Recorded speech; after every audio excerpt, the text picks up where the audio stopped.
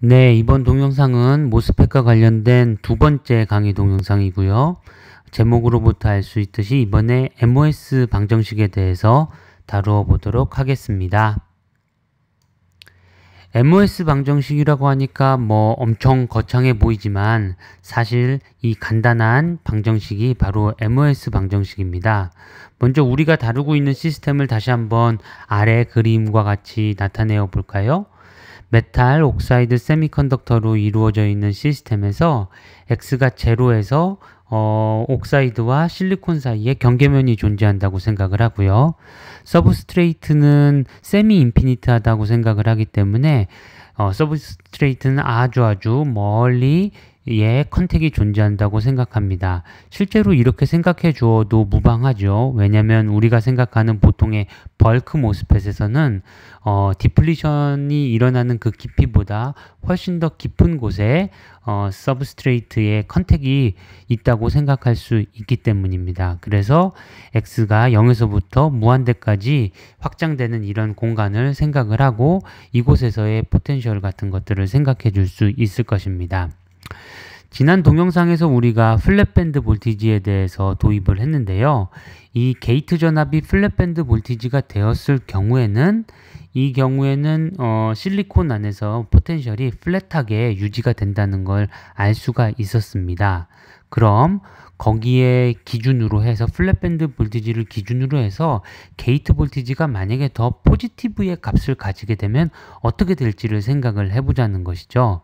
게이트 전압이 더 높은 전압이 인가되었을 경우에 이 인가된 전압이 어딘가에 나뉘어서 걸리게 될 텐데요.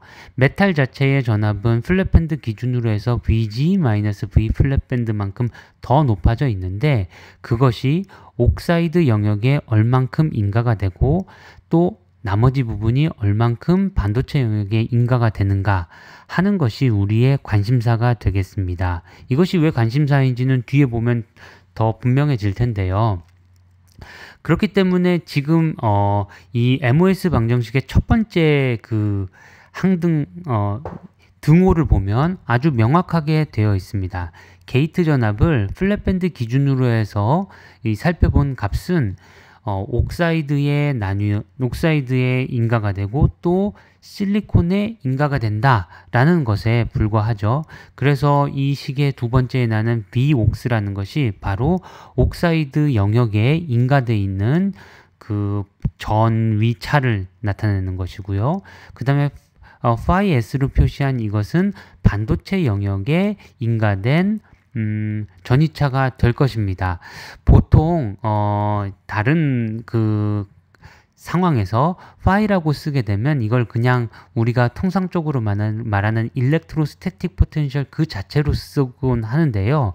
여기서는 잘 생각을 하셔야 되는 게 이 phi sub s라는 것은 실리콘 영역에 인가되어 있는 그 전위차에 해당하는 것입니다. 즉 그것은 무엇이냐면 바로 X가 제로에서의 일렉트로스태틱 포텐셜 값 자체가 아니라 그 값에서 X가 무한대로 갔을 때의 일렉트로스태틱 값을 빼준 값으로 정의가 된다는 것이죠.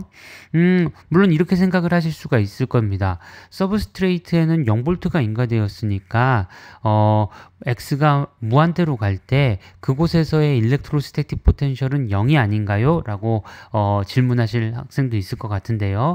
실제로 그렇지 않고요. 우리가 사용하고 있는 이 일렉트로스태틱 포텐셜에 대한 규약에서는 심지어는 X가 무한대로 가는 깊은 P타입 서브스트레이트라도 0이 아닌 어떤 일정한 값의 일렉트로스태틱 포텐셜을 가지게 되어 있습니다. 여기서 중요한 것은 결국 phi s가 phi 괄호 열고 X가 제로에서 값 빼기 phi 괄호 열고 X가 무한대에서의 값에 해당하는 거라는 걸 알아두시는 것이 필요할 것 같네요. 자, 어쨌든 간에 이 phi s가 포텐셜 디퍼런스라는 것만 알아두신다면 첫 번째 등호를 이해하기는 아주 간단할 것 같습니다. 여기서 이 방정식이 MOS 이퀘이션이라는 이름을 얻기 위해서는, 획득하기 위해서는 이 두 번째에서부터 세 번째 그 텀으로 넘어가야 될 텐데요. 여기서 보시면 B of X를 그러니까 사나마게 인가되어 있는 전위차를 무언가 다른 값으로 바꾸어 주었습니다. 보시면은 COX가 나타나고요. 이거는 이제 단위 면적당 산화막의 캐패시턴스가 될 것이고, 위에는 QS가 나오죠. 그러면 당연히 이 QS가 무엇인지 에 대해서 알아봐야 될 텐데, 이 QS는 디플리션 차지와 인버전 차지의 썸이다 라고 이렇게 되어 있고요. 그 말은 다른 것이 아니라 실리콘 영역 쪽에서 우리가 보게 되는 그 알짜 전하량에 해당하는 것이고요. 단위는 단위 면적당 쿨롱으로 나타나게 될 것입니다. 그러니까 통상적으로 디플리션 차지도 네거티브 차지를 가지고 있고, 또한 인버전 차지도 네거티브 차지를 가지고 있기 때문에 통상적으로는 QS의 값은 쿨롱 퍼 제곱센티미터 단위로 표기를 했을 때 음의 값을 가지기 마련이죠. 네, 그런데 이 V옥스를 마이너스 QS 나누기 C옥스의 값으로 쓰는 데에는 어찌 보면 일견 보면 너무나 자명한 것 같지만 그렇게 자명하지 않을 수 있습니다. 여기서 V옥스를 저렇게 나타내기 위해서는 포화송 방정식을 고려를 해 주셔야 됩니다. 그래서 여기서 이 동영상에서는 자세하게 다루지 않고 넘어갈 텐데요. 한번 보시는 분들이 저게 왜 포화송 방정식을 사용하면 저렇게 쓸 수 있는지에 대해서 생각을 해 보십시오. 여기서 중요한 점은 포화송 방정식을 사용해서 고려를 하게 되면 QS가 실제로 저 인터페이스에 딱 붙어서 나타나는 것이 아니거든요. 인버전 차지 같은 경우에는 인터페이스에 정확히 붙어서 나타날 수 있겠지만, 디플리션 차지 같은 경우는 어느 정도 일정한 폭을, 디플리션 폭을 가지고 그 안에서 디스트리뷰티드 되어 있어서 나타나는 값인데요. 그럼에도 불구하고 저와 같이 나타날 수 있으며 그것을 보이는 데는 포화송 방정식이 가장 좋은 방법이 되겠습니다. 자, 그래서 어쨌든 이렇게 쓰고 나면 이제 이 식은 MOS 이퀘이션이라고, MOS 방정식이라고 부를 수 있는 것이고요. 결국 플랫밴드 볼티지를 기준으로 해서 나타낸 게이트 전압이 서피스 포텐셜인데 그 서브스트레이트를 기준으로 해서 바라본 서피스 포텐셜인 파이 S와 그리고 실리콘 안에 있는 알짜 전하량에 해당하는 QS의 함수로 나타낼 수 있다라는 것이 이 MOS 이퀘이션이 되겠습니다.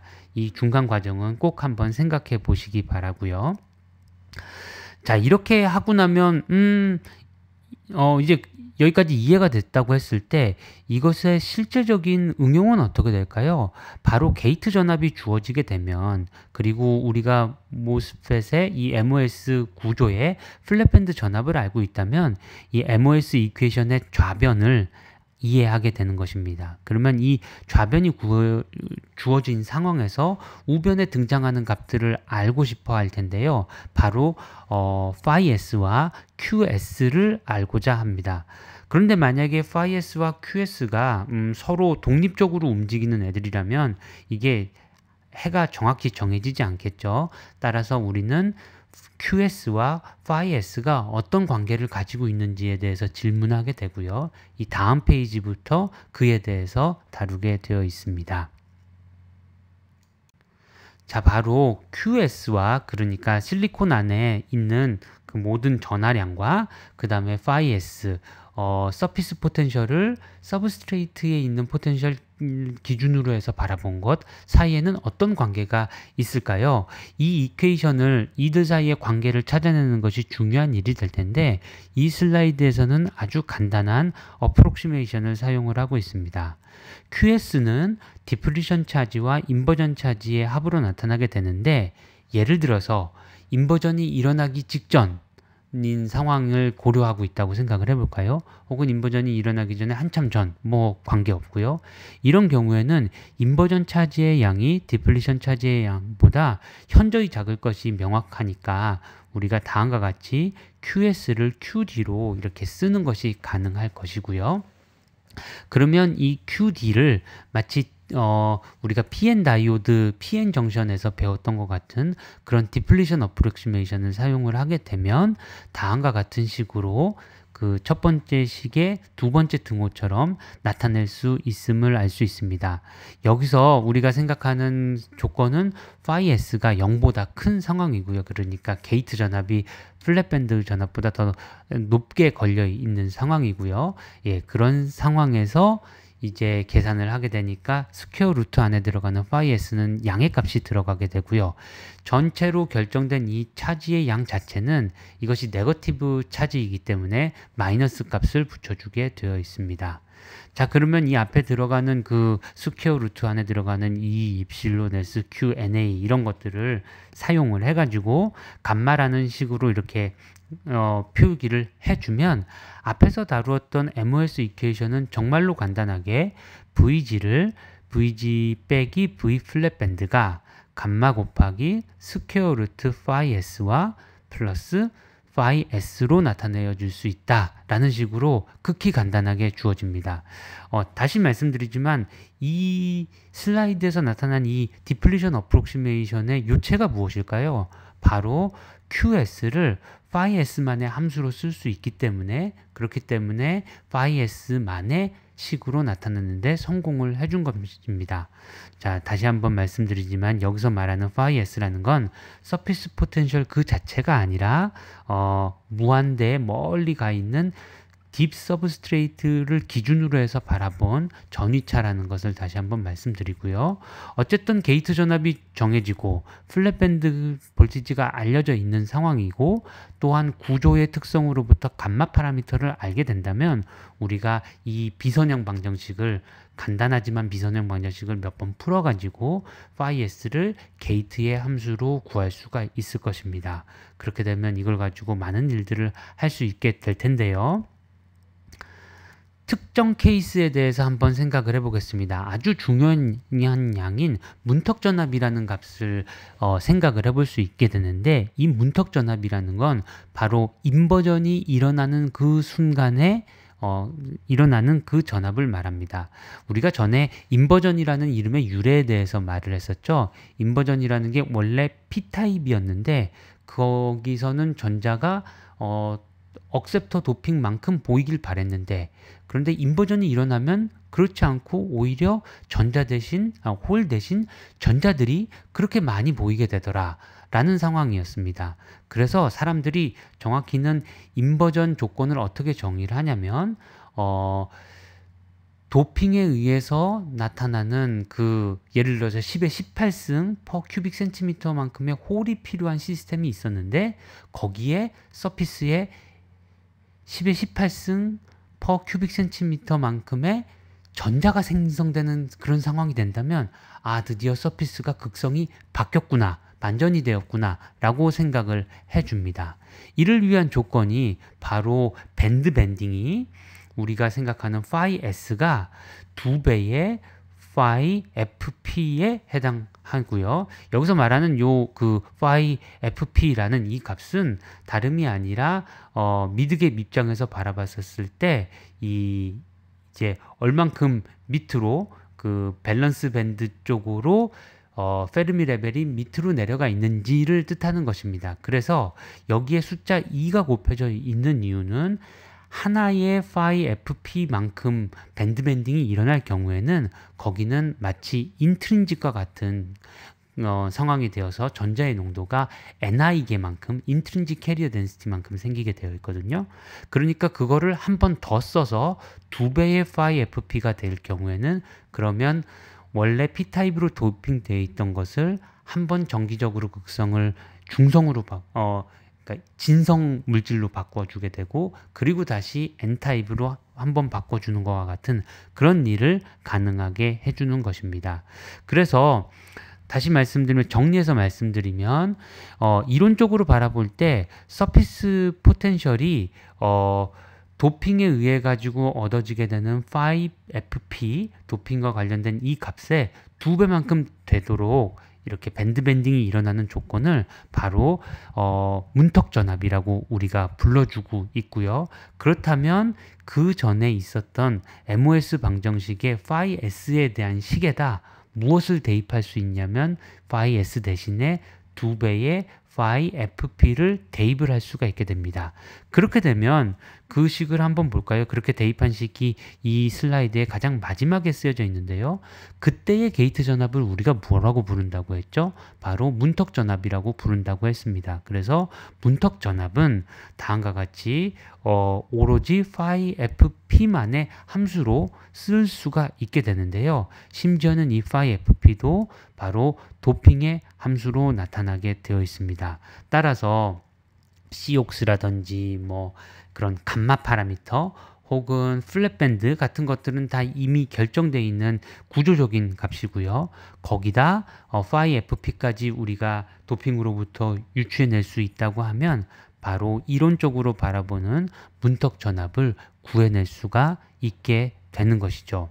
참 신기하고도 재밌는 것입니다. 그런데 여기서 이제 우리가 주목해야 될 것은 여기서 우리가 아주 직관적으로 원래는 QS와 그 다음에 phi S의 관계는 훨씬 더 복잡할 것이지만 그것을 디플리션 어프록시메이션이라는 간단한 근사, 간단하지만 적합한 근사를 통해 가지고 문제를 매우 간단하게 만드는데 성공했다는 것이 주목할 만한 일일 것입니다. 그런데 더 재미있게도 이 MOS 구조에 대해서는 앞서 말씀드렸던 것 같이 QS와 phi S 사이에 디플리션 어프록시메이션과 같은 좋은 근사 말고도 아주 정확한 방정식이 혹은 정확한 관계식이 성립합니다. 그래서 이것을 소개시켜 드리는 걸로 이번 동영상을 마무리를 지을까 하는데요. 결국 우리의 목적은 QS를 phi S의 함수로 내는 것인데 그 전에는 디플리션 어프록시메이션을 썼었죠. 하지만 그것을 쓰지 않아도 된다는 것이 아주 신기한 일입니다.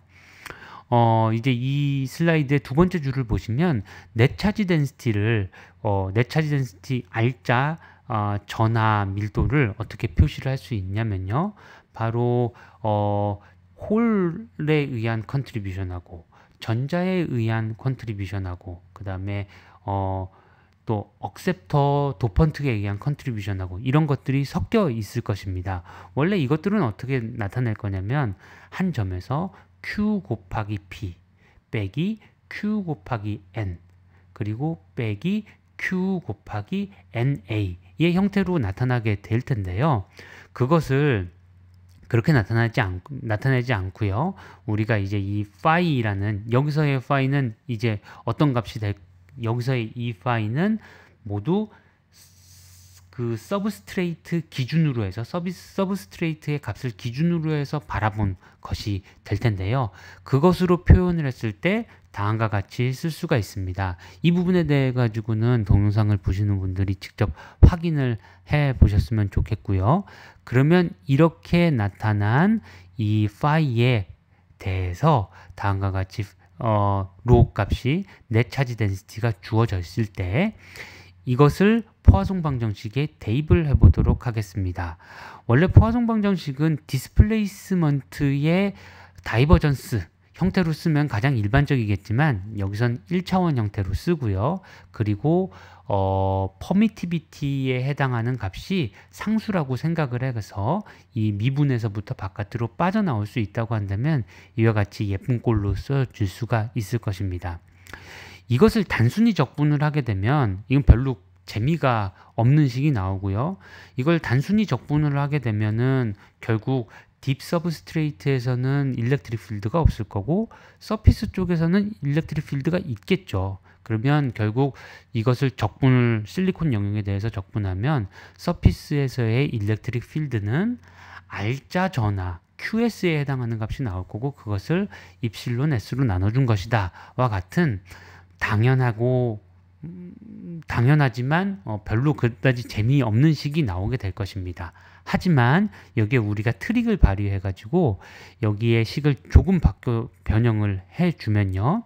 그러면 다음과 같이 가장 마지막 식과 같이 쓰여질 수가 있습니다. 결국 이것은 어떻게 하는 거냐면 EX를 양변에 곱해주고 그리고 DX에 대해서 적분을 해주는 그런 식으로 보통 사람들이 표시하곤 하죠.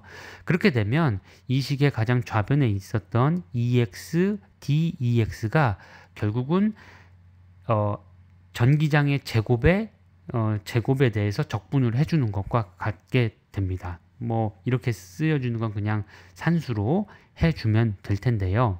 여기서 주목해야 될 것은 바로 저 로라는 값이 어떻게 쓰여져 있는지 보겠습니다. 로는 원래 각 위치에서의 넷 차지 덴시티가 되겠지만 이 식을 보시면 사실은 파이만의 함수로 쓸 수 있습니다. 그러니까 위치별로 위치마다 변하는 함수인데 그게 바뀌는 방법이 어느 위치에서 거기서 전이차가 결정이 되면 그 전이차를 통해서 넷 차지 덴시티가 결정이 되게 되는 것이죠.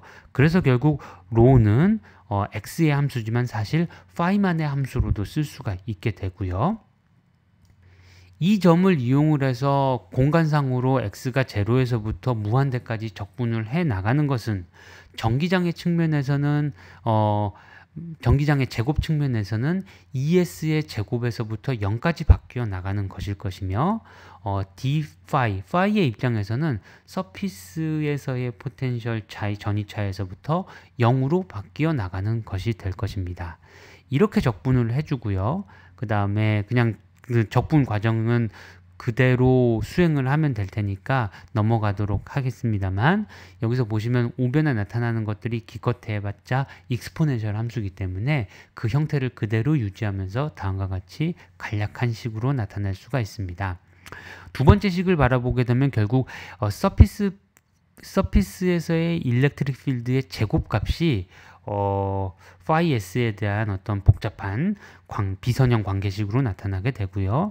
이 s를 다시 이제 루트를 벗겨주게 되면 이렇게 스퀘어 루트가 취해준 어떤 값으로 나타내어질 수가 있겠습니다. 복잡해 보이지만 여기까지 중요한 것은 우리가 별다른 트릭 없이 어프록시메이션 없이 이 일을 해내는데 성공했다는 것이고요. 그러고 나면 이제 포화송 방정식을 한번 다시 적분했었던 것을 기억을 해볼까요? 그때 제가 포화송 방정식을 단순히 적분하게 되면 재미가 없는 식이 나온다고 그랬는데 바로 서피스 필드하고 그 다음에 실리콘에 들어있는 전하량들 사이에 간단한 비례 관계가 존재한다는 식밖에 안 나옵니다. 라고 그렇게 말씀드렸죠. 바로 그 식을 적분된 포화송 방정식에 그 앞 페이지에 나왔었던 관계식을 대입해서 보면 우리가 QX 값을 구하는데 성공을 하게 됩니다. 그 식이 이제 이렇게 저렇게 식들을 잘 정리를 하고 나서 다음과 같이 QS는 마이너스의 스퀘어 루트 어떤 항에다 그리고 다시 한번 스퀘어 루트를 취하는데 그 안에 복잡한 항들 익스포넨셜 마이너스 더하기 파이 s 뭐 이렇게 항들이 나오게 되겠죠. 자, 이렇게 나왔기 때문에 이 식까지 나오고 나면 우리가 원하는 목적을 얻었습니다. 바로 QS를 파이 s의 함수로 쓰는데 성공을 한 것이죠. 그렇기 때문에 이것이 바로 우리가 원하는 것인데 이 정확한 결과를 가지고 우리가 지금부터 해보려고 하는 것은 다시 디플리션 어프록시메이션을 썼던 것을 기억을 하실 겁니다. 그 디플리션 어프록시메이션이 왜 좋은 근사인지를 생각을 해보시는 거죠. 그 디플리션 어프록시메이션을 다시 제가 가장 밑에 써봤는데요. 바로 QS가 마이너스에 어쩌고 저쩌고 이런 그 항이 나오고 마지막에 파이 s의 스퀘어 루트를 취하게 됐죠. 그런데 더 정확한 식은 두 번째 식과 같이 그 스퀘어 루트 안에 들어가는 것들이 파이 s만이 있는 게 아니라 마이너스 vt도 들어가고 그리고 vt의 익스포넨셜 마이너스 파이 s 마이너스 vt도 들어가고 또 다른 것도 들어가고 많이 있습니다. 그러면 이것들이 왜 다른 항들은 왜 빠졌는데도 괜찮은 것일까요? 그거에 대해서 먼저 얘기를 해보도록 하겠습니다. 우리가 지금 이걸 QS를 이 파이 s의 스퀘어 루트에 비례한다고 말하는 것이 모든 영역에서 모든 영역에서 맞다고 주장을 하는 것은 아니죠. 바로 인버전이 생기기 전까지 디플리션 영역이었을 때 이것이 성립한다고 하는 것입니다. 따라서 파이 s의 값이 사실 인버전이 일어나게 되는 2 곱하기 파이 fp보다는 작은 상태에 있게 되고요. 이런 상태에서는 이제 익스포넨셜 phi s 오버 vt가 다른 항들보다 그렇게 커지지는 않는 것이죠. 자, 다시 말씀을 드리면 이 두 번째 식의 스퀘어 루트 안에 들어가 있는 것 중에 phi s 같은 것들은 그냥 개수 없이 그냥 등장하는데 두 번째 항들은 앞에 개수가 하나 있습니다. 바로 n 나누기 p로 나타나게 되는데 이 n 나누기 p가 도대체 값이 어느 정도일까요? 우리가 만약에 10의 18승 정도의 홀 덴시티를 가지고 있다면 전자 농도는 겨우 한 10의 2승 정도밖에 안 될 것입니다. 그렇기 때문에 요 n 오버 p 이것의 값은 실제로 계산을 해보면 우리가 생각하고 있는 한 10의 18승 도핑에서는 10의 마이너스 16승에 해당하는 그런 값이겠죠. 그렇게 10의 마이너스 16승과 같은 작은 값이 앞에 붙어 있기 때문에 그렇기 때문에 아주 큰 phi s가 등장하여서 이 익스포넨셜 항을 키워 주어야지만 이 값이 의미 있는 값이 되는 것입니다.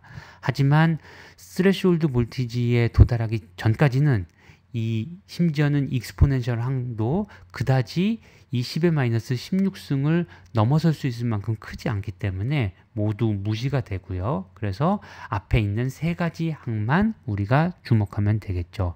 근데 그 세 가지 항 중에서 익스포넨셜 마이너스 phi s vt는 아주 의미가 없을 것입니다. 왜냐면 phi s는 보통 양수로 생각하고 있는데 음의 값이 되어서 익스포넨셜에다 음의 그 인수를 집어넣게 되면 급하게 줄어들게 되기 때문에 이 첫 번째 항은 정말로 무시할 수 있을 것이고요. 그리고 phi s가 만약에 vt보다 크다. vt는 우리가 뭐 300도를 생각한다면 기껏 25 혹은 26 밀리볼트 정도에 불과할 것이기 때문에 그보다 큰 phi s 값에서는 이 vt마저도 서멀 볼티지마저도 무시할 수가 있을 것입니다.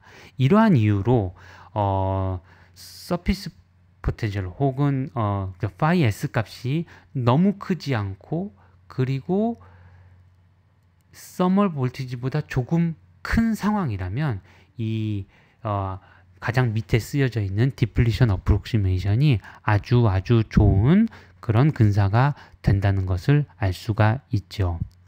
마지막으로 했던 얘기를 조금 더 반복을 하면 자, 그래서 이 플랫밴드보다 높은 상황에 대해서 이 각 항들 QS는 phi s의 항들로 다음과 같이 나타내질 수가 있는데요. 이 전체적으로 다 스퀘어 루트가 붙어 있다는 것을 잊지 마시고요. 0.5승으로 나타난 저 스퀘어 루트가 붙어 있고요.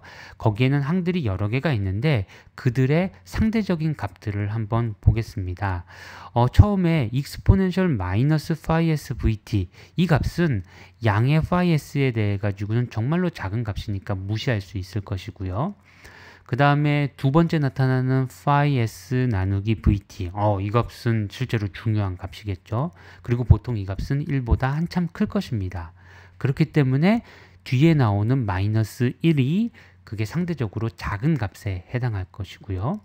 그리고 더하기 n 오버 p가 나타나게 되는데 보통의 그 P타입으로 도핑된 모스 구조에서 이 값은 극히 작은 값이 될 것입니다. 그렇기 때문에 웬만큼 큰 phi s가 아니라면 이후에 나타나는 항들은 모두 다 그 크기가 무시될 만할 텐데요.